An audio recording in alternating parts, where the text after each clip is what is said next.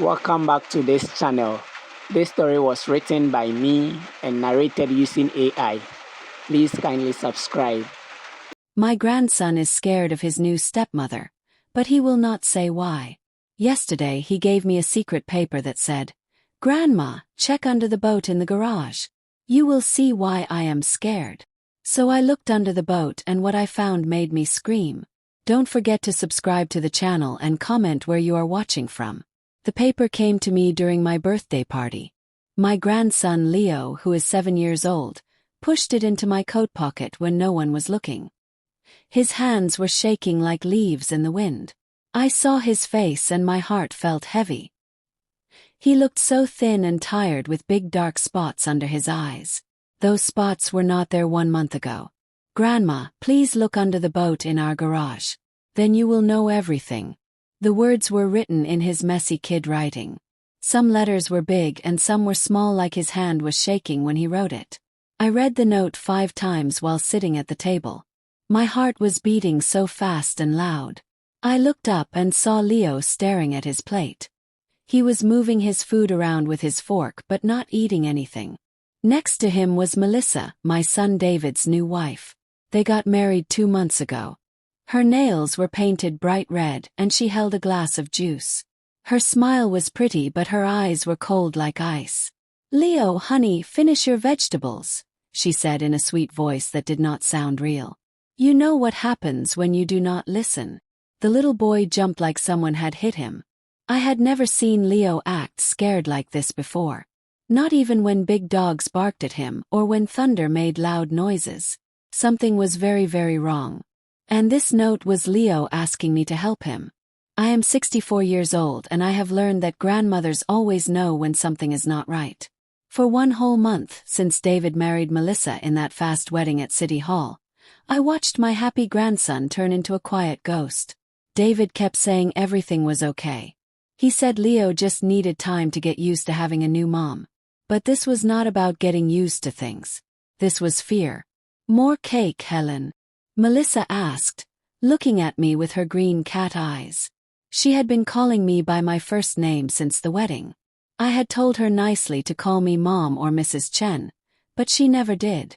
"No thank you," I said, keeping my voice calm and steady. "I need to drive home soon." "Are you sure? David tells me you live all alone now that Robert is gone. It must be so lonely in that big old house by yourself." Her smile stayed on her face but did not reach her eyes. "No one there waiting for you when you get home." Those words felt like a slap across my face even though her voice sounded nice. My husband Robert had died 3 years ago and yes, the house felt empty sometimes. But I had my garden and my friends and my sewing club and my work at the animal shelter. I had built my life back up piece by piece after losing Robert. I did not need her feeling sorry for me or telling me I was alone and useless.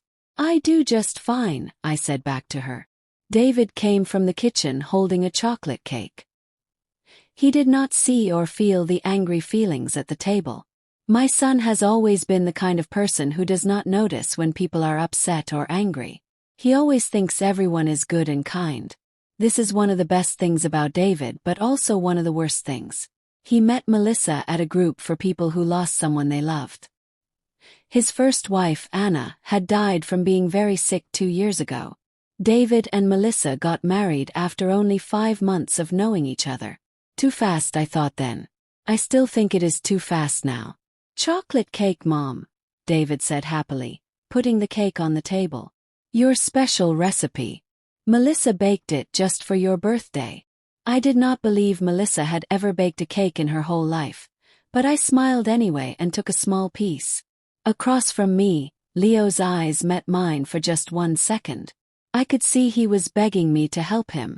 But then Melissa put her hand on his thin shoulder. His whole body went stiff and hard like a board. "Leo has been such a good quiet boy lately," Melissa said. Her fingers pressed down on his shoulder. "Have you not been good, sweetheart? So obedient and well-behaved." That was not how you talk about a healthy 7-year-old child. That was how you talk about a scared one. The party went on and on so slowly. I talked about normal things and said the cake was good and watched everything carefully. Melissa talked over everyone and changed the subject whenever anyone asked about Leo. When David said he wanted to take Leo to the zoo next week, Melissa quickly said they should go to a fancy restaurant instead. Just her and David. When I asked Leo about his school and his friends, Melissa answered before Leo could even open his mouth. She was keeping him away from everyone. She was controlling everything he did and said. But why? And what did the boat in the garage have to do with any of this? Finally, around 7 o'clock, David looked at his watch. We should get ready, Mel. Our dinner reservation is at 8. Reservation? Yes. Anniversary dinner, Melissa said, smiling big and leaning into David. 2 months married today.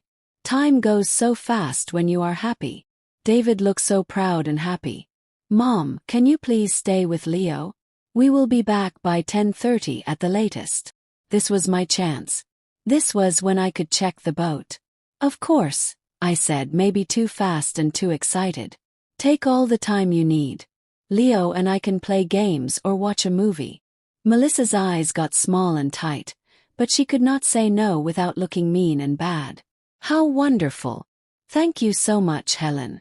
She turned to look at Leo with a stare that made me feel cold. You be good for your grandma. Remember what I told you earlier? The boy nodded his head. His face showed no feelings at all. They left 20 minutes later in a cloud of strong perfume and promises to bring back dessert. The second the car drove away down the street, Tommy's whole body relaxed and became soft. He looked at me and I saw tears starting to fill his eyes. Grandma, he said in a tiny whisper. Did you read my note? Yes, sweetheart. I got down on my knees next to him and held his small hands in mine. Are you safe? Has anyone hurt you or hit you? He shook his head fast from side to side. Not me. But Grandma, you need to look under the boat. You need to see what is there. Then you will understand why I am so scared. His voice got even quieter and softer. She is not the person Dad thinks she is. My blood felt like ice water in my body. What do you mean by that? Just look, please. But be careful. Do not let her know that you know her secrets. The garage was separate from the main house. It was a big building that David used to store things instead of parking cars. His truck usually sat outside in the driveway. Inside the garage was his fishing boat, a 16-foot boat he got from Robert after Robert died. There was also camping stuff, old furniture, and boxes of old photos and memories. I had been inside that garage 100 times before. I helped Robert organize everything in there. I helped David clean it out after the funeral. I knew every corner and every box. Or I thought I did. I made sure Leo was safe in front of the television before I walked across the backyard. It was October and the evening air was cool and crisp. Bright lights turned on automatically when I got close to the garage. They made long dark shadows on the ground. The garage door made a loud creaking sound when I opened it. Inside, the boat sat on its trailer covered with a big blue tarp. Fishing poles were lined up against one wall. Boxes were stacked neatly on metal shelves. Everything looked normal and exactly like it always had. I walked slowly around the boat. My shoes made scraping sounds on the concrete floor. The light bulb hanging from the ceiling was dim and yellow. From where I stood I could see under the boat just fine. There was empty space, the metal bars that held up the trailer, and some old paint cans. Nothing strange or scary. Nothing unusual. Maybe Leo had made a mistake. Maybe his fear was making him imagine things that were not really there. But then I noticed the tarp was not tied down right on one side. Hung loose. When I lifted it up a little bit, I could see inside the boat where David kept life jackets and fishing equipment during winter. I pulled the tarp back more and leaned over the side of the boat to look inside. At first I only saw shadows and the usual stuff. But then my eyes got used to the dark and I saw something that should not be there. A black gym bag was hidden under a life jacket. I had never seen this bag before. My hands were shaking as I reached for it. The zipper was open a little bit. Inside, I could see what looked like a small book with a blue cover. I pulled the bag toward me and unzipped it all the way. What I saw made my breath catch in my throat. There were driver's licenses inside. Lots of them. All with different names on them. Carol Jensen, Margaret Foster, Susan Wright, Patricia Brennan. But every single picture showed the same face. Melissa's face. I took out the blue book. It was a passport. The name on it said Carol Jensen. But that was not the name Melissa used when she married David. She had told everyone her name was Melissa Brooks before the wedding. There were more passports. One said Margaret Foster. Another said Susan Wright. 5 different names. 5 different birthdays. All with her face staring back at me from the photos. My brain was spinning and spinning. This was not just strange. This was against the law. This was criminal. But there was more. Under all the fake IDs I found a small notebook. The pages were filled with handwriting. Names, dates, money amounts, life insurance policies, bank account numbers. And right there on page 4, written in neat careful handwriting was, David Chen, 400K life insurance, 900K house value, 250K in savings, timeline, 8 months. The notebook fell from my hands and hit the garage floor with a soft thud. Months. Timeline, 8 months. This woman was not just a liar and a criminal. She was planning something much, much worse. And my son was her target. I was backing away from the boat, my mind going crazy with fear when I heard it.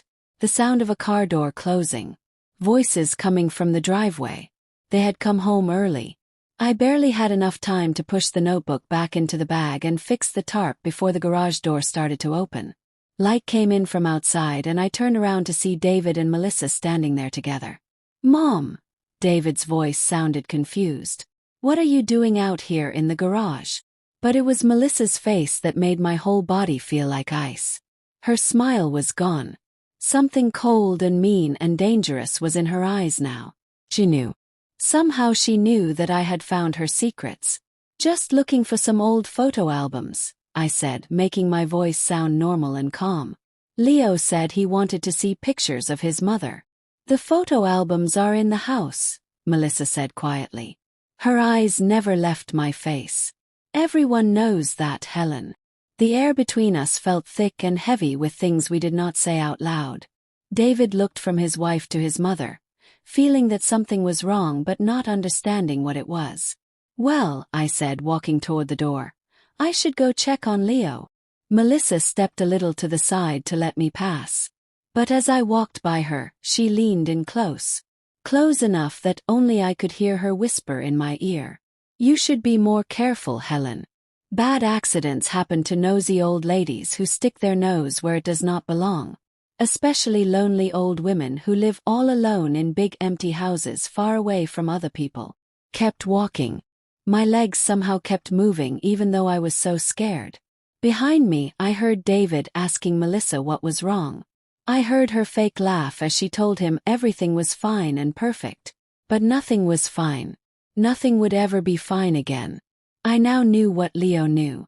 Melissa was dangerous. She was planning something terrible. And my son and grandson were in very big danger. But I also knew something else. Something that made my hands shake as I went back into the house and found Leo's scared eyes watching me from the living room. Melissa now knew that I knew her secrets. And according to that notebook, she was very, very good at making people disappear and vanish forever. The game had started whether I was ready or not. And I did not know if I could win or not. I did not sleep at all that night. How could I? Every time I closed my eyes, I saw Melissa's cold smile. I heard her whisper in my ear over and over. Bad accidents happen to nosy people. By the time the sun came up, I was sitting at my kitchen table with a notepad, trying to write down everything I knew and remembered. The house felt different now. Not safe and warm like before, but dangerous. Every small sound made me jump. Every shadow outside my window looked scary and threatening. I had proof. I had seen the passports and the licenses and the notebook and the timeline. But I had not taken any of the evidence with me. Had no photos. No real proof. Just my word against Melissa's. And she had already made everyone think she was the perfect loving new wife. While I was just the sad grieving widow who might be imagining things. Who would believe me? I picked up my phone 3 times to call David. And 3 times I put the phone back down. What would I even say? Your wife of 2 months is a criminal who is planning to kill you. He was so deeply in love with her. So grateful and happy to have found love again after Anna died. He would think I was jealous or crazy. Or worse, that my grief over losing Robert had made me lose my mind. No, I needed real proof. Something no one could deny or argue about. I decided to start with simple things. If Melissa had so many fake names and identities, there had to be a trail somewhere. Records, evidence. I was not good with computers, but I knew someone who was. At 9 o'clock in the morning, I drove to the animal shelter where I volunteered 3 days a week. My friend Margaret worked there full-time managing all the computer systems and records. She was 58 years old, smart as a whip, and had helped me learn to use the internet after Robert died. "Helen," she said with a warm smile that faded when she saw my face. "What is wrong? You look terrible." "I need your help," I said very quietly. "And I need you to keep this completely secret and private." We sat in her small office behind the dog kennels where the animals were kept. I told her everything. Leo's note, the boat, passports, the notebook, timeline, Melissa's threat. Margaret's face got more and more serious with each detail I shared. "Are you absolutely sure about what you saw?" she asked. 100% certain and sure. She turned to her computer. "Okay. Let us start with public records and see what we can find. What name did she use to marry David?" "Melissa Brooks." Margaret's fingers typed fast across the keyboard. Minutes went by. Then her eyebrows went up high. "Helen, there is no birth certificate for any Melissa Brooks that matches the age David told you about. Nothing at all. It is like she did not exist before 3 years ago." My stomach felt sick and twisted. "What about the other names I saw?" More typing. More searching. Margaret pulled up news articles, court records, and social media profiles. What we found made my blood turn to ice.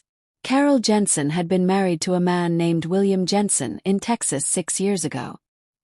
He died in a car crash 8 months after their wedding. Insurance payout, $350,000. Carol had been cleared of doing anything wrong. The crash was ruled an accident caused by bad brakes on the car.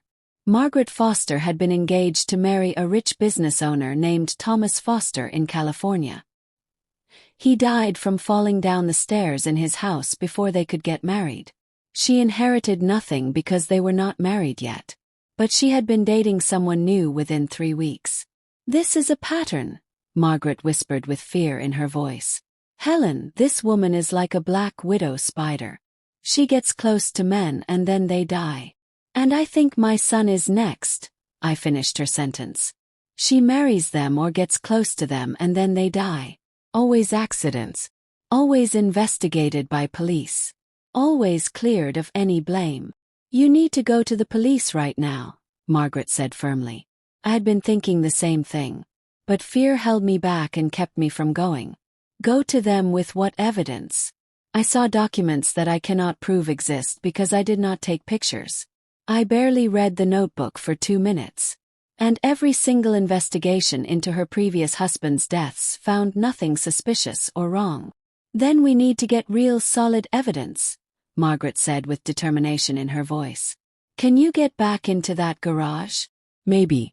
But Melissa is watching me now. She knows I am suspicious of her." Margaret leaned back in her chair, thinking hard. "What about Leo? Could he help you?" The thought of putting my grandson in more danger made me feel sick to my stomach. But he was already in danger. Big danger. He had been the one to warn me in the first place. I will have to be very careful. Extremely careful.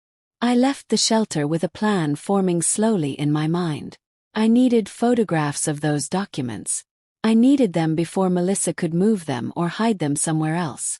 But first I had to talk to Leo alone and in private. That meant getting past Melissa's constant watching and controlling. The chance came sooner than I expected. David called me that same afternoon. "Mom, could you please pick Leo up from school today? Melissa has a dentist appointment and I am stuck in meetings until 6 o'clock. "Of course," I said, trying to keep the relief and happiness out of my voice. I got to Riverside Elementary School at 3 o'clock exactly on time. Leo came out of the school building with his backpack, looking small and tired and thin compared to all the other children. His face brightened up like the sun when he saw me waiting by my car. "Grandma!" He hugged me tight. I could feel how skinny and bony he had become. "Hey, sweetheart. Are you hungry? Starving?" I took him to the ice cream shop on Main Street. A place with bright-colored tables and a jukebox in the corner that played old songs. We ordered grilled cheese sandwiches and chocolate milkshakes. For a few minutes, Leo looked like a regular normal kid again. He swung his legs under the table and hummed along to the music playing. But when our food came, his smile went away and faded. "Did you look? Did you see what was under the boat?" he asked quietly. "I did, sweetheart." I kept my voice very low and quiet. "Leo, I need to ask you some very important questions. And I need you to tell me the complete truth. Can you do that?" He nodded his head up and down. His eyes looked serious and old for a 7-year-old. "How did you know about what was hidden under the boat?" "I heard her on the phone late at night," he whispered. "When she thought I was sleeping. She was talking to someone about Dad. About money and insurance policies. She said she kept important papers and documents hidden in the garage where Dad would never think to look. I got really scared. So one night I snuck out there when everyone was asleep and I found the bag. My heart hurt thinking about it. This little child had been carrying this terrible secret all alone. Too scared to tell his father. Knowing somehow that no one would believe him. "Has she ever hurt you or hit you?" I asked. "No. But she says mean things when Dad is not around. She tells me I am in the way. That everything would be so much easier and better without me here. She makes me stay in my room for hours and hours. And she keeps asking Dad about his medicines and his health." "Grandma, Dad does not take any medicines. He is healthy and strong. But she keeps trying to find something wrong with him." A cold chill ran through my whole body. "Leo, has she given your dad anything to take? Any pills or vitamins or special drinks?" "Yes. She makes him drink this special tea every morning before work. She says it gives him energy and makes him strong." This was worse than I thought. Much worse. Melissa was not just planning to hurt David. She was already doing it. Already poisoning him slowly. "Listen to me very carefully," I said, holding his small hands tight in mine. "From now on, if you see your dad about to drink that tea, you need to spill something. Juice, milk, water, anything. Make a mess. Make him stop. Can you do that for me?" "I think so. But Grandma, what are we going to do? Dad will not believe us if we tell him. He thinks Melissa is perfect and wonderful." "I know, sweetheart. But I am going to get proof. Real proof that he cannot ignore or deny. I need your help though. When is Melissa usually out of the house and gone?" "Wednesday and Friday mornings. She goes to her exercise class from 9 until 11:30. Today was Tuesday. I had until tomorrow morning to get ready and prepare. We finished eating and I drove Leo back home. Melissa's car was already there in the driveway waiting. She opened the front door before we even reached it. Her smile was sharp like a knife. "There you are. I was starting to worry and wonder where you were." She looked directly at me. "Thank you for picking him up, Helen. So helpful and kind of you." "Any time," I said, matching her fake brightness and cheer. "Leo, go wash your hands for dinner." She waited until he ran upstairs and disappeared. Then she turned back to me. "David mentioned you have been asking questions about me. About my past and my history." My heart beat faster, but I kept my face calm and blank. Just making conversation. Getting to know my daughter-in-law better. Of course. The thing is, I value my privacy very much. My life before I met David is not really anyone's business or concern. She stepped closer to me. Her voice got lower and quieter. "I am sure you understand perfectly. After all, everyone has secrets they would rather keep buried and hidden. Even you, Helen." Was that a threat? Definitely sounded like one. I should go, I said quickly. Tell David I will call him tomorrow. I felt her eyes burning into my back all the way to my car. That evening, I could not shake the feeling of being watched and followed. I checked all my door locks twice. I pulled all the curtains closed tight. The house suddenly felt too far away from other people. Too isolated and alone. Too far from neighbors who might hear me if something bad happened. I was making tea when my cell phone rang. The screen said, "Unknown number." "Hello." Heavy breathing on the other end of the phone. Then a woman's voice. But it sounded strange and mechanical. Not normal. "Stop asking questions, old woman. Or you will have an accident just like your husband did." The phone line went dead and silent. My hands shook so badly I almost dropped the phone on the floor. Robert had died from a heart attack while he was sleeping. The doctors had been absolutely certain it was natural causes. But what if they were wrong? What if Melissa had been planning this for much longer than I realized? What if she had been watching our family, studying us, waiting for exactly the right moment? Well, I was being paranoid and crazy. Melissa had only known David for months, not years. Unless she had known about him for longer than that. Unless she had chosen him specifically as her target. I pulled out my notepad where I had written everything I knew. Carol Jensen, Margaret Foster, Susan Wright, Patricia Brennan, Melissa Brooks. Different last names. But what if she had used other first names too? What if there were more victims I had not found yet? I needed to search deeper and look harder. But the shelter was closed now. I would have to wait until morning. Sleep was impossible. I dozed in my armchair with a heavy flashlight next to me on the table. I jumped at every single sound outside. When morning finally came, I felt exhausted and wired with nerves at the same time. At 8:30 I called David at his office. "Mom, is everything okay? I need to talk to you privately. It is very important. Can it wait? I have meetings all day long." "No, David. Cannot wait. It is about Leo." That got his attention immediately. "What about Leo? Is he sick or hurt?" "Not sick. But he is scared. Really scared. And I know why. Please, just give me 30 minutes of your time. We can meet at the coffee shop on Oak Street." There was a long pause and silence. "Melissa mentioned you have been acting strange lately. She is worried about you and concerned." "I am sure she is," I said. I could not keep the bitter, angry edge out of my voice. "Please, David. 30 minutes. For your son." "Fine. 10:30. I hung up and immediately started gathering what little proof I had. Margaret had helped me print out the news articles about William Jensen's death. The basic information about Thomas Foster. It was not much. But it was a start. At 9:40 I was backing my car out of the driveway when I noticed something very wrong. The steering wheel felt loose and wobbly. Not working right. I pulled back into the driveway and got out to look and investigate. My front tire was completely flat. Not just flat. Had been cut. Clean slice right through the black rubber. My chest felt tight with fear. This was not an accident. This was a warning. Or worse, this was meant to cause a crash on the highway when I was driving fast. Check my watch. 9:45. I could not make it to town in time without a car. And if I called David to cancel, he would think I was making excuses and lying. I grabbed my cell phone and called for a taxi. I prayed and hoped it would get here in time. While I waited, I walked around my car checking the other tires. They were all fine.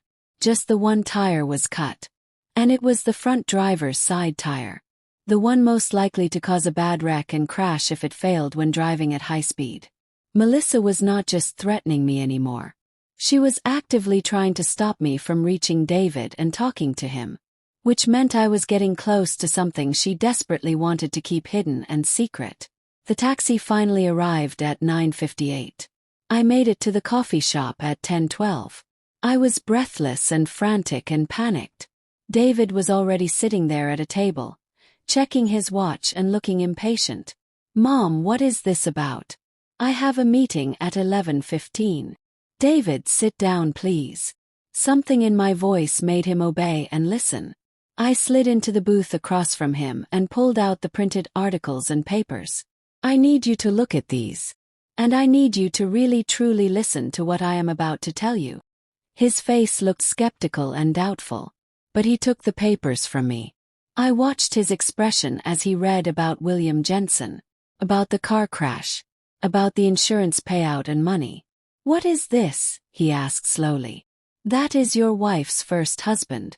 He died 8 months after they got married. The same timeline she has planned for you." David's face turned red with anger. "That is completely insane and crazy. Melissa's maiden name was Brooks, not Jensen. She has used multiple names, David. Multiple fake identities. I found passports in your garage under the boat. 5 different names, all with her face on them. And a notebook with your name written in it, listing your life insurance, your assets and money, and an 8-month timeline." He stood up fast and suddenly, the chair scraped loudly on the floor. "I do not know what has gotten into you, Mom. But this is absolutely crazy. Leo is terrified of her, David. He is the one who told me to look in the garage. Your own son is scared.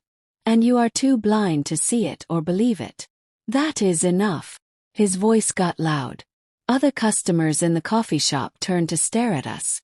"Leo is having trouble adjusting to the changes. That is all it is. Melissa has been nothing but patient and kind with him." He shook his head with disappointment. "And you? I think you need professional help, Mom.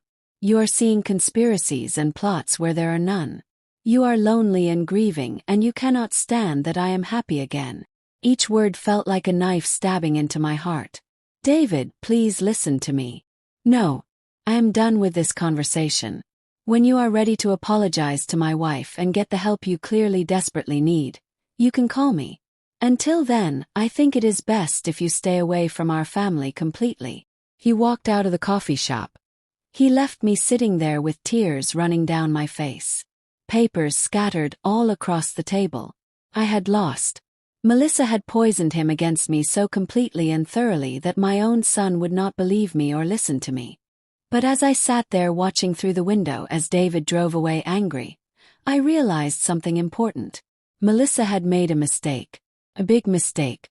She had pushed too hard and too fast to destroy my reputation and credibility, which meant she was worried and nervous, which meant I was closer to the truth than she wanted me to be. And I was not giving up. Not on my son. Not on my grandson. If David would not believe me, I would have to find someone who would. Someone with power and authority. I just had to survive long enough to do it. I spent that Wednesday morning at the animal shelter with Margaret, digging deeper into Melissa's past and history. What we found was even worse than I had imagined and feared. "Helen, look at this," Margaret said. She pulled up an old obituary from 7 years ago. Carol Chambers, survived by her husband Kenneth Chambers. She clicked to another article. Kenneth Chambers died 4 weeks after this obituary was published. Boating accident.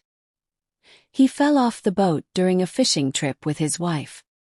His body was found 3 days later in the water. 6 names now. 6 men she had been involved with romantically. 4 confirmed dead.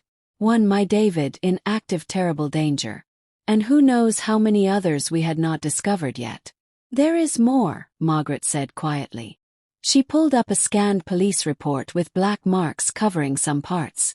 Kenneth Chambers' adult daughter filed an official complaint against Carol, claiming her father had changed his legal will just days before his death, leaving everything to his new wife. The daughter claimed Carol had isolated him from his family, controlled his medications, and possibly drugged him to make him confused. The case was investigated but closed due to not enough evidence. My hands balled up into tight fists. It was the same pattern repeating over and over and over. Melissa isolated her victims, manipulated them, turned them against their families. And then when they were completely dependent on her and alone, they died in convenient accidents. "We need to show all this to the police," Margaret insisted and demanded. They will say the same thing every other police department said. Suspicious, yes, but not criminal. Not proof. I stared at the computer screen. At Kenneth Chambers' smiling face in his obituary photo. He had been 59 when he died. Just 5 years younger than I was now. I need to get back into that garage. I need photographs of those documents and that notebook. Everything. Melissa knows you were snooping and looking around. She will be watching for you to come back. Then I will have to be smarter and more clever than she is. I remembered Leo saying Melissa went to her exercise class on Wednesday and Friday mornings. Today was Wednesday. If she kept to her normal schedule and routine, I had a window of time between 9 and 11:30. But I could not just show up at David's house out of nowhere. Melissa would have expected that and prepared for it. I needed a believable, legitimate reason to be there. Something David could not refuse or say no to. The answer came to me as I was leaving the shelter. Anna's birthday was next week. She would have been 40 years old. Every single year, David took Leo to visit Anna's grave at the cemetery. And every year, I made them a special lunch to eat afterward. It was tradition. Family tradition. Called David from my car. He answered on the 5th ring. His voice was cold and distant. "What is it, Mom? I know you are angry with me and I understand why. But David, next Tuesday is Anna's birthday. I already made Leo's favorite casserole for after you visit the cemetery. I left it in your freezer last month." Lie.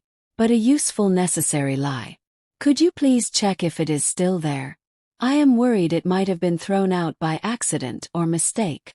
Long pause. I could hear him breathing, torn between his anger at me and his devotion to Anna's memory and love. "Hold on." I heard footsteps walking. A door opening. The garage door. He was accessing the freezer that David kept out there. My heart pounded like a drum. He was in the garage right this second. Just feet away from the boat. "I do not see any casserole, Mom. It is in a blue container with Leo's name written on the lid. Could you check the very bottom shelf?" More sounds of searching and moving things. Found it. It was pushed way to the back. Oh, thank goodness. I was so worried it was gone. Pause. "David, I know you do not want to hear this right now. But I love you and Leo more than anything in this entire world. Whatever you think about me, that has not changed. Not one bit." His voice softened just slightly. "I know, Mom. I just think you need to talk to someone professional about Dad. About adjusting to being alone. Victoria suggested a therapist she knows who might help. I am sure she did. I could not keep all the bitterness out of my voice. I will think about it seriously. Please give Leo my love." I hung up before he could respond or say anything else. Now I knew the garage was accessible. And I knew David had been in there without noticing anything suspicious about the boat. Melissa had probably moved the duffel bag after catching me looking. But she could not have moved it very far away. She would want it close by, where she could get to it quickly if she needed it. I drove home with my mind racing with plans and ideas. I needed to get into that house during Melissa's exercise class tomorrow morning. But David would be at work. And the house would be locked up tight. Unless I still had my emergency key from years ago. Years ago, when Leo was a baby and Anna was tired and overwhelmed with being a new mother, I had kept a spare key to their house. I used it to let myself in quietly during Leo's nap times.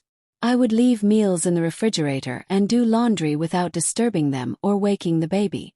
After Anna died from her illness, David told me to keep the key just in case of emergencies. I had put it in my jewelry box and completely forgotten about it. I spent Wednesday evening searching through my bedroom, finally finding the key tucked behind Robert's wedding ring in the blue velvet box. The metal was old and tarnished, but when I held it up to the light, I could see it was still intact and whole. Thursday morning, I drove past David's house at 9:20. Melissa's car was gone. David's truck was not in the driveway either. He had already left for work.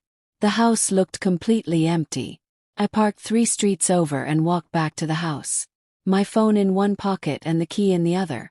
My heart pounded so hard and loud I thought it might burst through my chest.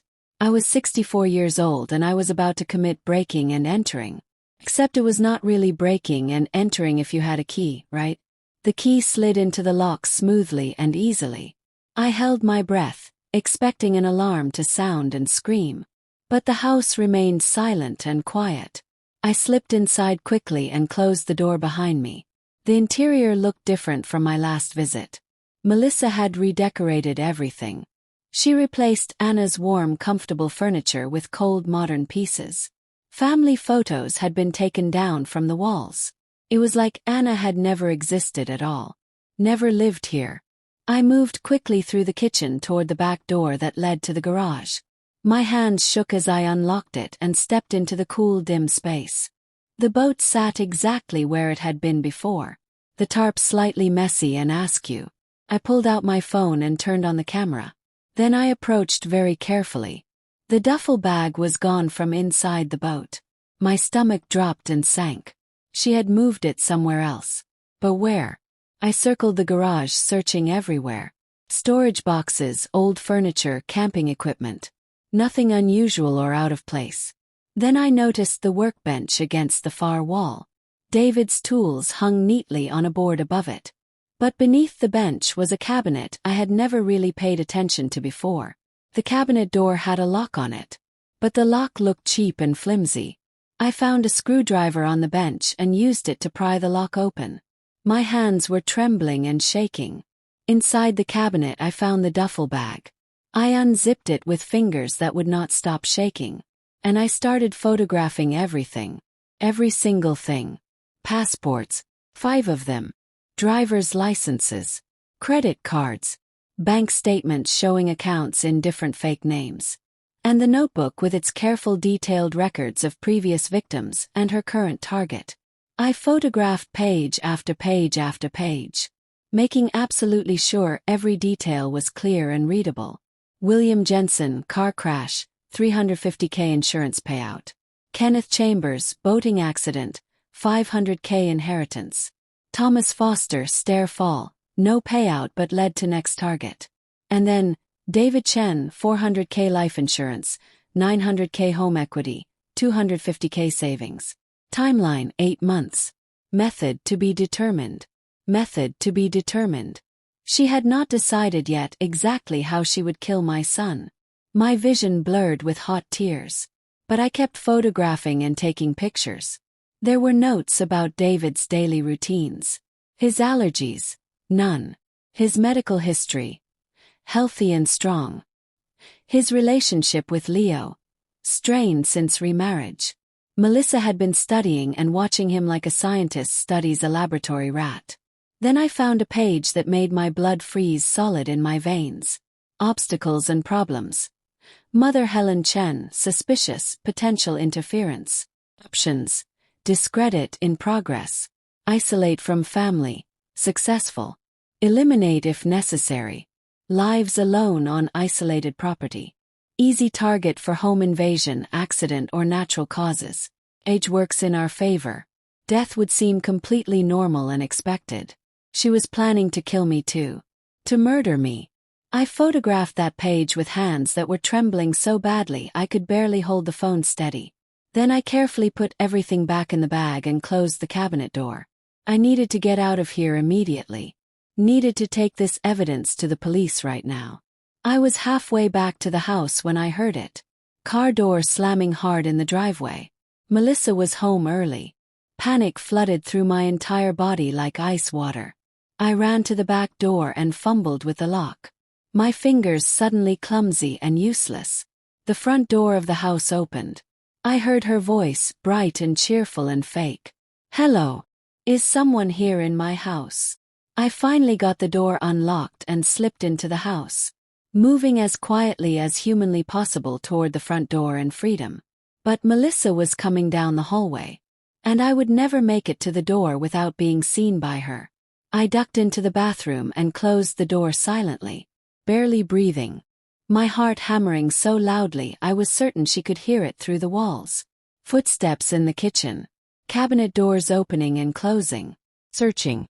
Then silence. Had she gone into the garage? Had she noticed the cabinet was disturbed and broken into? Waited, barely breathing at all. My phone clutched in my sweating, shaking palm. The photographs were there. Evidence. Proof. If I could just get out of this house alive. The bathroom door swung open suddenly and violently. Melissa stood there in her exercise clothes. They were spotless and perfect. Her expression was calm. In her hand was a large kitchen knife. The blade caught and reflected the light from the hallway. "Hello, Helen," she said very softly. "I have been expecting you to try this." My mouth went completely dry. Could not speak. "You broke into my home," she continued. Her voice was calm and steady. "Yes, I know all about it. I have been tracking your car since you parked 3 streets away." She held up her other hand, showing me her phone with a GPS tracking app open on the screen. "You did not think I would let you wander around unsupervised and unwatched after you found my things, did you? Not after you discovered my secrets." "The police know I am here," I lied desperately, my voice shaking with terror. She laughed. Cold, terrible sound. "No, they do not.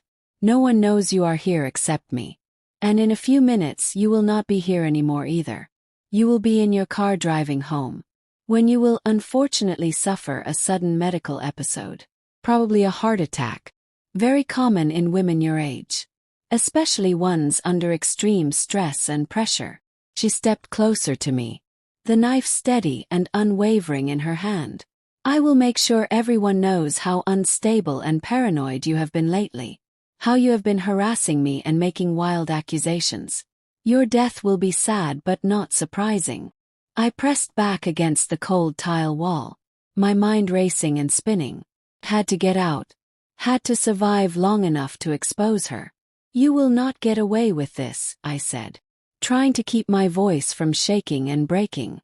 "I have already sent the evidence to people. They know everything. You are lying to me." She said it with complete confidence. "You only took the photographs 15 minutes ago. I watched you on the garage security camera." "Yes, Helen. There are cameras everywhere. Did you really think I would not protect my investments and assets?" She smiled with no warmth. "You are clever for an old woman. I will give you credit for that. But you are not nearly clever enough." She raised the knife higher, and I did the only thing I could possibly think of doing. I screamed. I screamed as loudly as my 64-year-old lungs would allow me to scream. Screamed for help. For neighbors. For anyone who might possibly hear me. Melissa's expression flickered with annoyance and anger. She lunged forward at me, and I threw my phone directly at her face as hard as I could. It hit her cheekbone, making her stumble backward. I shoved past her with all my strength, running for the front door and escape and freedom. She caught my arm roughly, her grip surprisingly strong and powerful. We struggled and fought in the narrow hallway. I felt the knife slice across my forearm, a sharp, terrible burning pain. Blood bloomed and spread through my sleeve like a red flower. "You should have minded your own business, old woman," Melissa hissed at me with pure hatred. But then we both heard it at the exact same time. Car door slamming outside. Footsteps on the front porch. Someone was here. Melissa's grip loosened for just 1 second, and I wrenched away from her. I yanked open the front door with my good arm. David stood there with his key in his hand. His eyes went wide with shock at the sight of me. "Mom, what are you doing here?" Then he saw the blood running down my arm. He saw Melissa standing behind me holding the knife. His face went white as a ghost. "What is going on here?" he demanded. "She tried to kill me," I gasped out loud. David looked confused and horrified. Melissa's whole expression transformed instantly, from rage and hatred to shock and fear in 1 second. The knife clattered and fell to the floor. "David, thank God you are here," she cried out, tears suddenly streaming down her face. "She broke into our house. I came home from my class and found her going through our private things. I grabbed a knife because I was absolutely terrified. I did not know it was your mother until she ran at me. I must have accidentally cut her. Oh my God, Helen, I am so sorry. She was incredible. So incredibly good at lying. Tears streaming. Voice shaking with apparent trauma and fear. If I had not known the complete truth, even I might have believed her convincing performance. Eugene, listen to me carefully, I said, using his full name. Look at my phone. The screen is cracked from where it hit her face. But look at the photos I took. Look at the evidence. Did you break into my house? David asked me. His voice was rising with anger and confusion. Yes, but I had to. I needed proof and evidence. Held up my phone. The screen was cracked and shattered. I have photographs. Real evidence now. She is planning to kill you. Just like she killed her other husbands. That is it. That is absolutely it. David's face had turned bright red with fury. Melissa, call 911 right now. Tell them we need police and an ambulance immediately. No. I backed toward the door in panic. David, please. Just look at the photographs on my phone. Just look at them. You broke into my home. You attacked my wife. And now you are bleeding everywhere. Probably trying to frame her for assault and violence. His voice cracked with emotion and pain. I did not want to believe it before. But Melissa was right about you. You need serious professional help, Mom. Melissa had her phone out. She was dialing. Her face was a perfect mask of concern and worry. But when David turned away for just one brief moment, she looked directly at me. And she smiled. Cold, triumphant, victorious smile. She had won. She had turned my son completely against me. And now the police were coming. And I was the one who looked crazy and unhinged. The obsessed, interfering mother-in-law who broke into her son's house and made wild, insane accusations. All my evidence was on my phone. And in the struggle and fight, I had dropped it on the floor. Right next to Melissa's feet. She bent down very slowly, picking it up carefully. Her thumb sliding across the cracked, broken screen. Her smile widened as she looked directly at me. Then she dropped it hard on the tile floor. And stepped on it with her shoe. Hard. The screen shattered completely into pieces. The phone died with a pathetic electronic sound. Oops, she said softly. So only I could hear her words. How terribly clumsy of me. In the distance, I heard sirens approaching. Getting closer and closer. And I realized with complete horror that I had just lost everything I had fought for. The ambulance came first. Then 2 police cars with lights flashing bright. I sat on David's front steps with a white bandage wrapped around my bleeding arm. While Officer Jackson took my statement and wrote things down. Behind me, I could hear Melissa giving her version of events. Her voice was trembling with perfect fear and shock. She has never liked me or accepted me, Melissa was saying to the other officer. I understand I am not Leo's real biological mother. But breaking in, going through our private personal things, threatening me with violence. I have been so patient and understanding. I never threatened her, I said for the 4th time. Louder. She came at me with the knife. Officer Jackson's expression was professionally neutral and blank. But I could see the doubt and skepticism in his eyes. Mrs. Chen, your son says you have been making unfounded accusations against his wife for weeks now. He says you have been acting erratically and unstably since your husband died. My husband died 3 years ago. I am not erratic. I am trying to protect my son from a woman who has killed before. Who is planning to kill again. A woman who, by all accounts, has been nothing but kind and patient with your family, the officer said. I wanted to scream at him. I wanted to shake him and make him understand and believe me. But I could see it was completely hopeless and pointless. I was the crazy old widow who could not let go of the past. Melissa was the innocent victim. They did not arrest me that day. David declined to press charges for breaking and entering, though I could see it cost him emotionally. It hurt him deeply. Instead, Officer Jackson gave me a very stern warning about respecting boundaries and other people's property. If there is another incident, Mrs. Chen, we will not be so understanding or lenient. Do you comprehend and understand? He nodded, completely defeated. David would not even look at me as I walked slowly to my car. Melissa stood beside him with her arm wrapped around his waist, her expression radiating fake sympathy and concern. I hope you get the help you need, Helen, she called out to me. We will be praying for you and your recovery. I drove home with tears streaming down my face, my bandaged arm throbbing with pain. I had gambled everything and lost it all. The evidence was completely destroyed. My son thought I was mentally ill and unstable. And Melissa was closer than ever to achieving her ultimate goal. When I pulled into my driveway, I noticed something that made my stomach drop and sink. The mailbox was standing open. There was a large manila envelope inside that was too big to fit properly. I pulled it out with my shaking hands.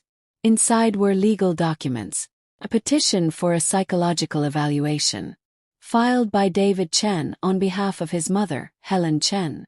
A request for guardianship proceedings due to serious concerns about her mental competency and ability to care for herself safely. Melissa was trying to have me declared legally incompetent and unable to make my own decisions. I sat in my car staring at the papers, finally understanding the full scope and extent of her plan. If she could get me declared mentally unfit, no one would ever believe anything I said. Ever.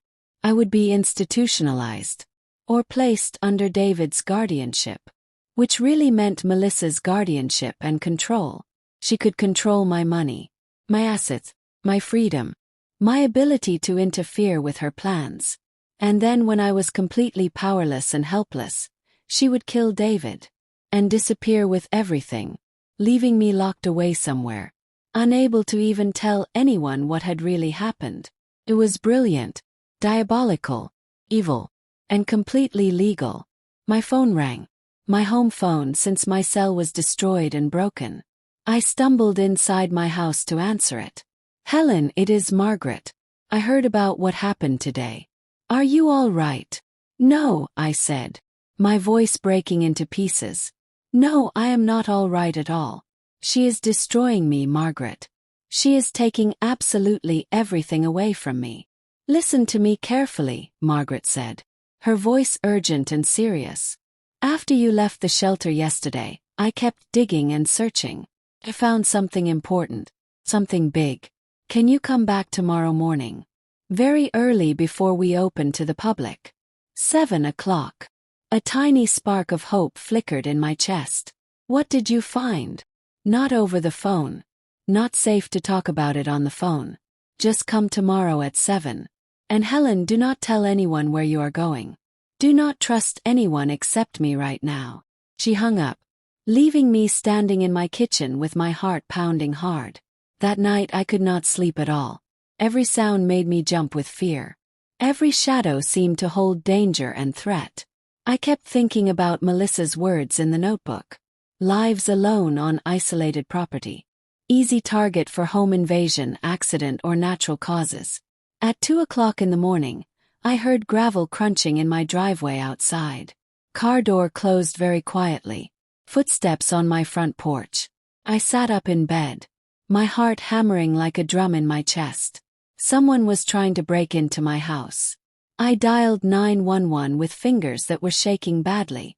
Someone is trying to break into my house. Please send help. I need help right now. Address, please. I gave it to them, whispering frantically and quietly. Please hurry. They are at my door right now. A loud crash downstairs. They had gotten inside. Ma'am, officers are on their way. Is there somewhere you can hide safely?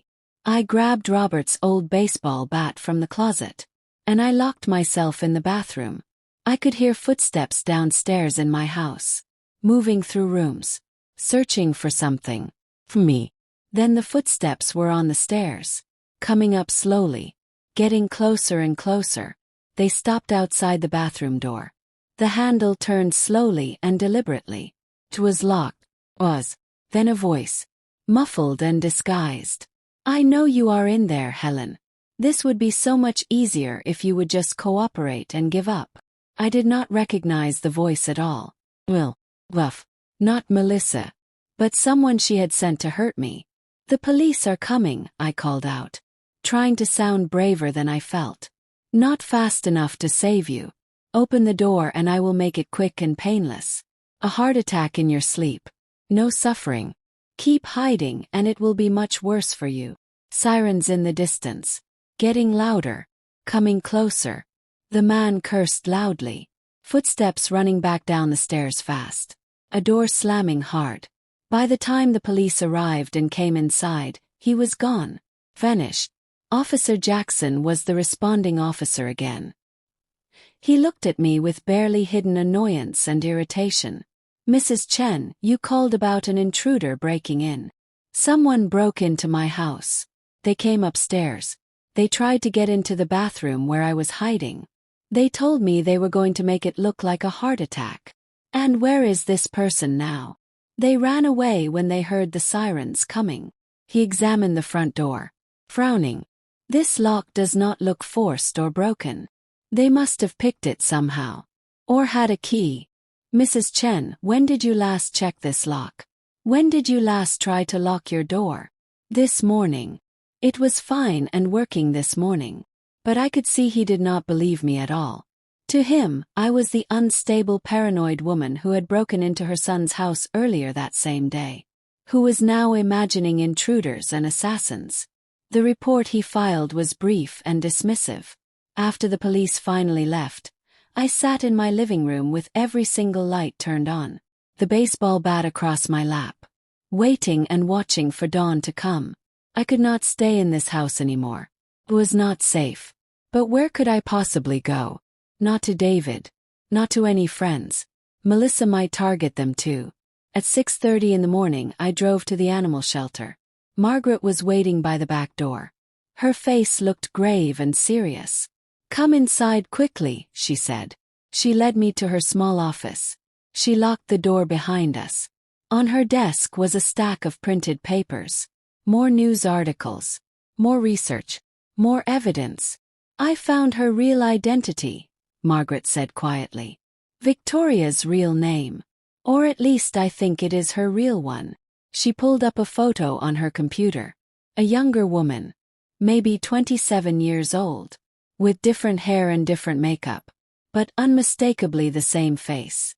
The caption underneath read, "Veronica Castillo, sentenced to 7 years in prison for fraud and identity theft."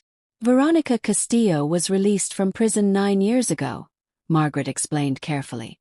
She had run a sophisticated con, targeting elderly wealthy men, convincing them to marry her and then draining their bank accounts completely. She served 7 years of a 12-year sentence, got out on good behavior, and disappeared completely. "And became Melissa," I breathed. "Multiple Melissas. Multiple Carolines. Multiple names and identities." She learned from her mistakes. Instead of just taking their money and leaving, she started making it look like accidents, like natural deaths. Cannot prosecute someone for fraud if the victim is dead and it looks completely natural. "We need to take this to the police immediately." "I already tried." Margaret's voice was sad. "I called the detective who handled the Castillo case originally. He is retired now. Living in Florida. He said he had suspected she would go back to conning and stealing. But without proof of a new crime, there is nothing anyone can do. The fact that she is using different fake names is not illegal by itself. If she is not actively committing fraud right now. But all those dead husbands, all ruled accidental and natural. My hope crumbled into dust. So we have nothing that will help us. Not nothing exactly." Margaret pulled out another document. "Kenneth Chambers' daughter. The one who filed the complaint years ago. Her name is Rebecca Chambers Wade. She lives 4 hours from here. I called her last night and told her everything." "You did?" I could barely believe it. She has been waiting for years for Melissa to surface again, to reappear. She has collected evidence, kept detailed records, stayed in touch with other victims' families. "Helen, you are not alone in this fight. There are others who know exactly what Melissa is, what she is capable of doing. But David will not believe them either. He will say they are just bitter, angry family members. Or that I am manipulating them somehow. Maybe he will not believe them.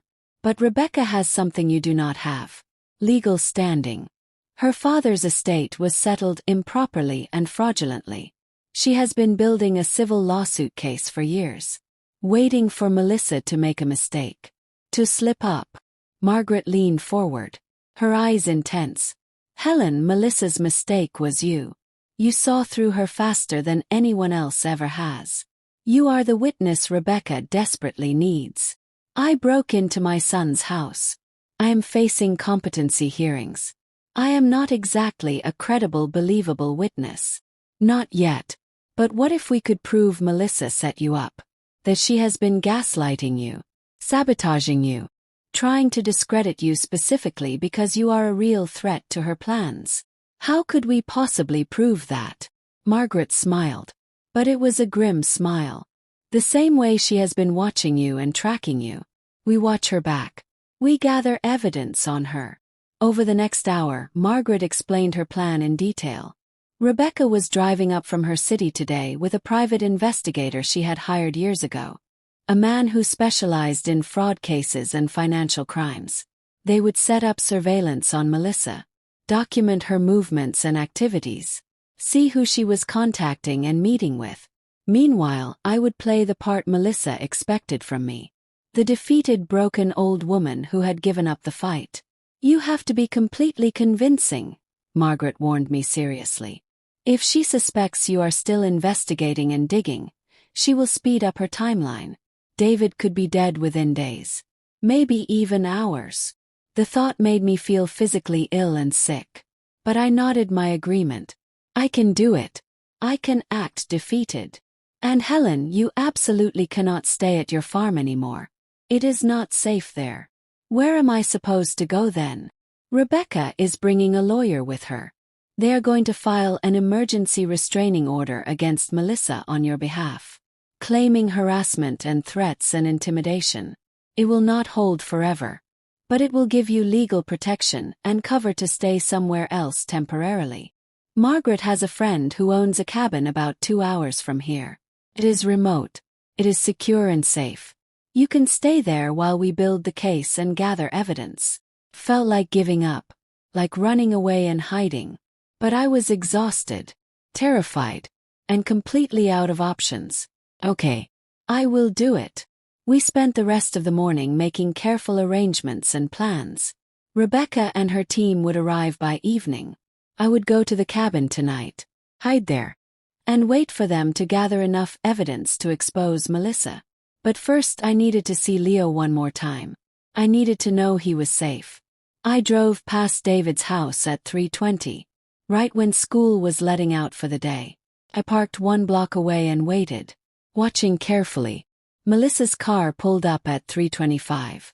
Leo came out of the school building with his backpack. His shoulders were hunched forward. He looked so small and vulnerable and alone. He got in the car without looking at Melissa at all. Even from this distance, I could see the tension in his small, thin body. Then Melissa's head turned, and she looked directly at my car. Directly at me, even though I was a full block away. Even though I was partially hidden behind another parked vehicle. She knew I was there. She could sense it somehow. She smiled at me. Then she pulled out her phone. And I saw her taking a photograph of me, sitting in my car near Leo's school. My heart sank like a stone. She was documenting this. Building more evidence that I was stalking them. Harassing them. Another piece of proof that I was unstable and dangerous and obsessed. I drove away quickly, my hands shaking on the steering wheel. I had walked right into her trap again. My phone rang. Margaret's old phone that she had lent me to use. Hello, Mrs. Chen, this is Amanda Garcia from County Family Services. I'm calling about a report we received. Concerns about your grandson, Leo Chen. We have allegations that you have been exhibiting erratic, unstable behavior around the child.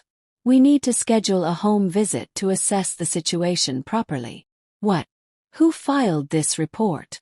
I demanded to know. I cannot disclose that information.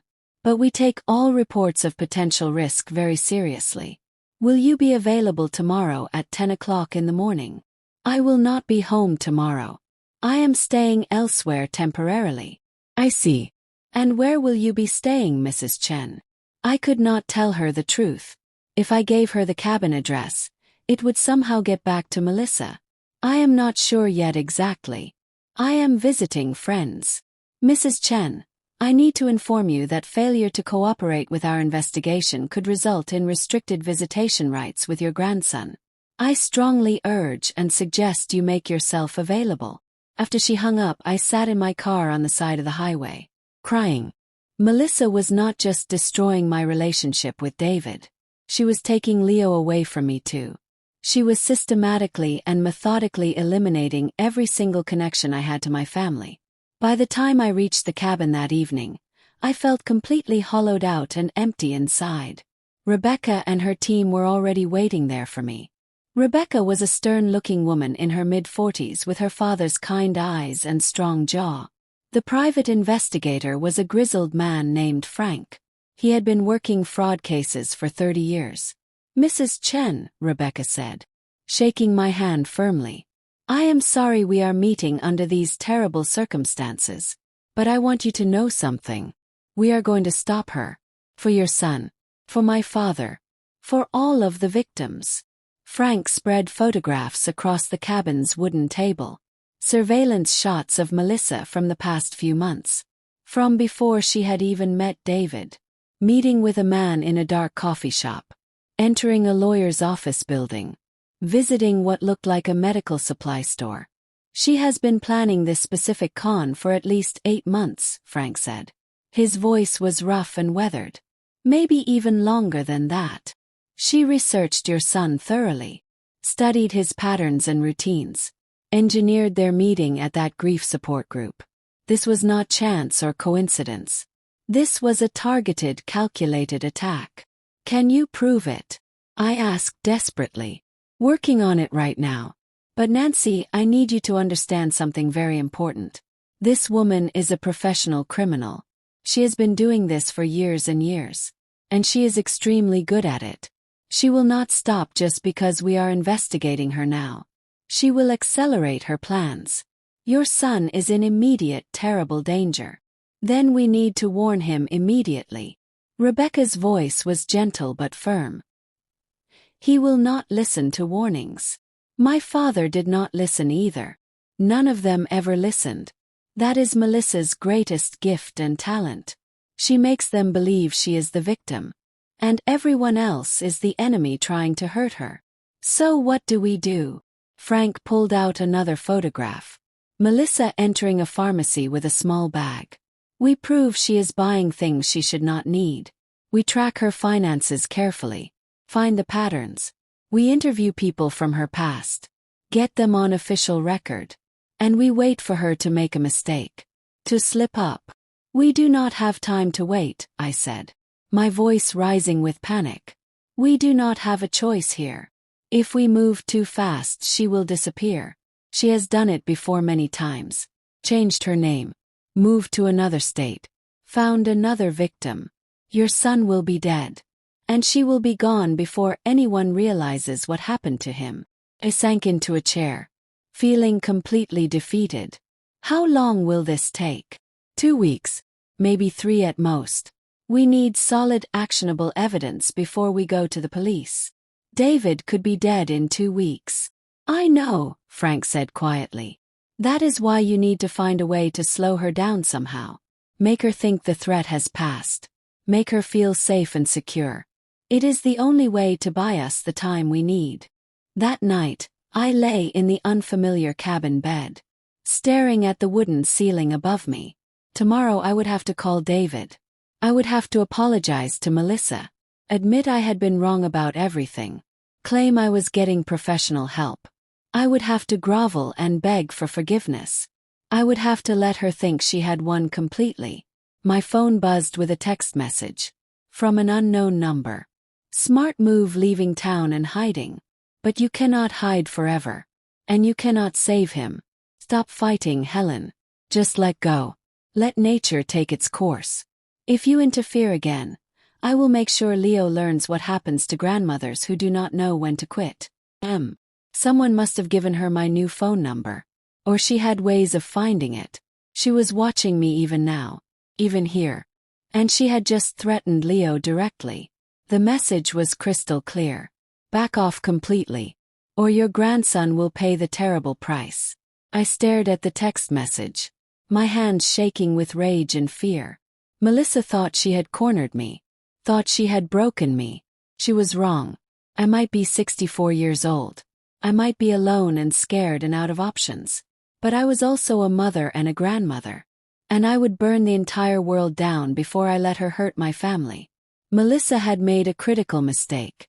She had shown me that she was getting desperate. And that meant I was still a real threat to her. That meant I still had a chance to stop her. The final call came on Monday morning. 12 days after I had gone into hiding at the cabin. David's voice sounded strained, tired, formal and distant. Mom, we need to talk. Melissa and I would like to meet with you. Neutral ground. The counselor's office on Maple Street. Tomorrow at 2 o'clock in the afternoon. My heart raced fast. David, I do not think that is wise. Please, Mom. For Leo's sake. He misses you terribly. Melissa wants to clear the air. Work things out between us. She is even willing to drop the competency petition if we can come to an understanding. It was a trap. Had to be a trap.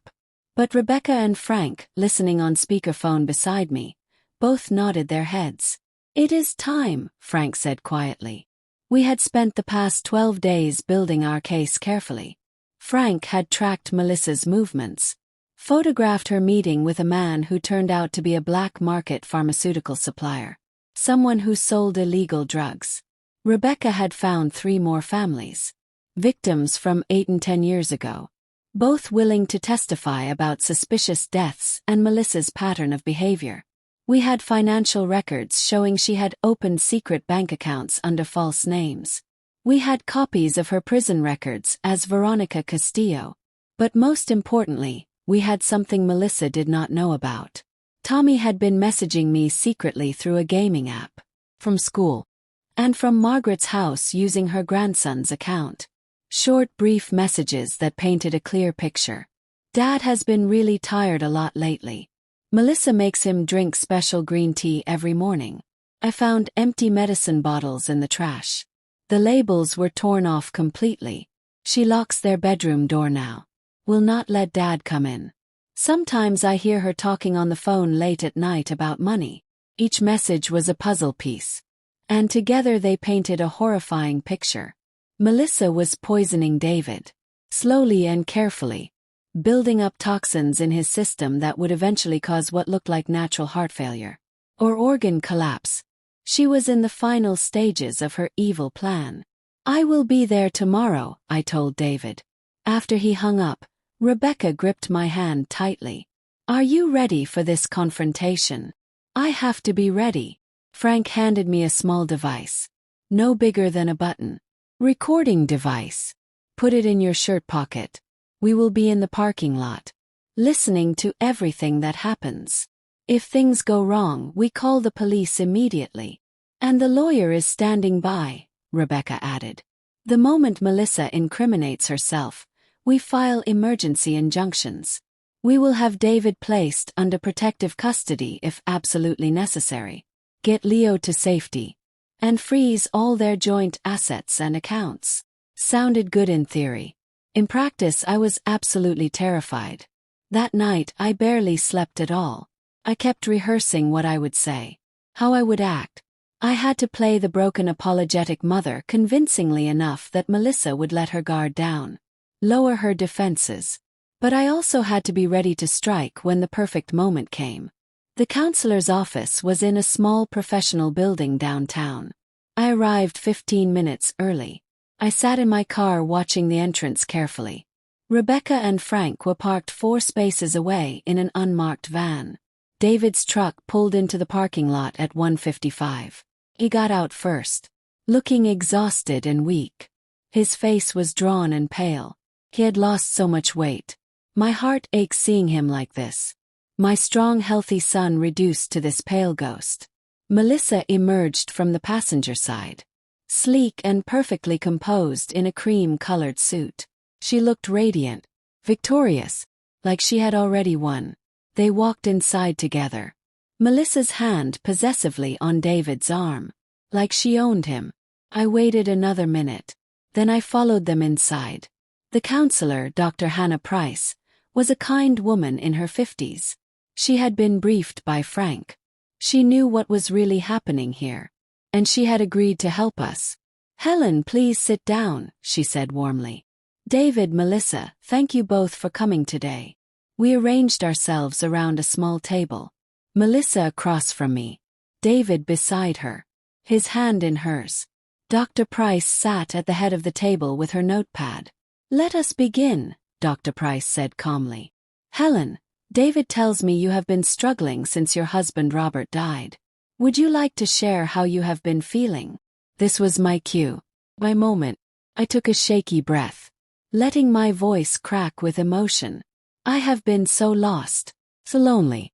When David remarried so quickly, I felt replaced. Like I was losing my son and grandson to a complete stranger. I looked at Melissa, with what I hoped was genuine remorse and regret. "I know now that my behavior was inappropriate and wrong. Breaking into your home. Making terrible accusations. I was wrong about you, Melissa. I see that now." Melissa's smile was gracious and magnanimous. But I caught the flash of triumph in her cold eyes. "I understand completely, Helen. Truly I do. Grief makes us do things we normally would never do. I forgive you completely." "Do you really?" I asked softly, because I would like to start over if that is possible. Be a real family again. For Leo's sake. David's expression softened with hope. "Mom, that is all I have ever wanted." "Then I have a proposal to make," I said, pulling papers from my purse. "I have been thinking about my estate planning. The farm is worth quite a bit of money. And I am not getting any younger. I would like to sign it over to you, David. To you and Melissa. As a gesture of good faith and trust." The temperature in the room seemed to shift and change. David looked shocked. Melissa's eyes gleamed with greed and anticipation. "Mom, you do not have to do that. I want to do it. The farm should stay in the family. You and Melissa will inherit it eventually anyway. Why wait until I am dead?" I slid the papers across the table. "My lawyer drafted these documents. If we all sign them, they can be filed tomorrow. Transfer the farm to you and Melissa permanently." Melissa picked up the papers. Reading quickly. I could see her mind working. Calculating numbers. The farm was worth over $700,000. Combined with David's assets, she would be looking at a payout of over $2 million when he died. "This is incredibly generous," Melissa said. Her voice was honey sweet. "But Helen, are you absolutely sure? This is your home." "I am sure. I will keep living there, of course. But ownership transfers to you both. It is the least I can do after all the pain I have caused." I paused deliberately. "There is one small condition, though." Melissa's eyes narrowed just slightly. "Oh, I would like us to have a family dinner tomorrow night. The farm. Just the four of us. You, David, Leo, and me. Fresh start. A new beginning. Can we do that?" David nodded eagerly. "That sounds absolutely perfect, Mom." Melissa hesitated. I could see the wheels turning in her devious mind. She was suspicious. But the lure of the farm, the money, it was too strong to resist. "All right. Tomorrow night at 6 o'clock. "Wonderful." I stood up from my chair. "Dr. Price, thank you for facilitating this meeting. David, Melissa, I will see you both tomorrow evening." As I walked to my car, my hands were shaking so badly I could barely grip my keys. In my ear, Frank's voice came through a tiny hidden earpiece. "Phase 1 complete." She took the bait. Rebecca's voice followed immediately. "The farm transfer papers are fake, right?" "Completely fake." "Completely fake," I confirmed quietly once I was safely in my car. "But she does not know that yet." She thinks she is about to get everything she wants. And tomorrow night? Frank asked. Tomorrow night we end this once and for all. The next day felt endless, stretched out forever. Frank and Rebecca spent the morning setting up equipment at the farm. Tiny cameras hidden in the living room and dining room. Recording devices in key strategic locations. Microphones disguised as decorative items. Everything Melissa said would be captured. Recorded. Margaret arrived at 4 o'clock with Leo's favorite chocolate cake. "How are you holding up?" she asked with concern. "Terrified but ready," I said honestly. I looked around my farmhouse. The home I had shared with Robert for 40 years. One way or another, this ends tonight. At 5:30 I started cooking dinner. Roast chicken, mashed potatoes, green beans, David's favorite meal. The familiar motions calmed my nerves slightly. At 5:55, headlights appeared in the driveway. They were early. I smoothed my apron nervously and went to greet them. David looked even worse than yesterday. His skin had a grayish tinge. He was leaning heavily on Melissa's arm for support. "David, are you feeling all right?" I asked with genuine concern. "Just tired, Mom. Very tired. Melissa says it is stress." "I am sure that is all it is," Melissa said smoothly and calmly. "Where is Leo?" "Running a few minutes late with Margaret. They will be here very soon." I ushered them inside. "Please sit down. Dinner is almost ready." And so our final confrontation began. The end was finally here. Thank you for watching. Merry Christmas to you all.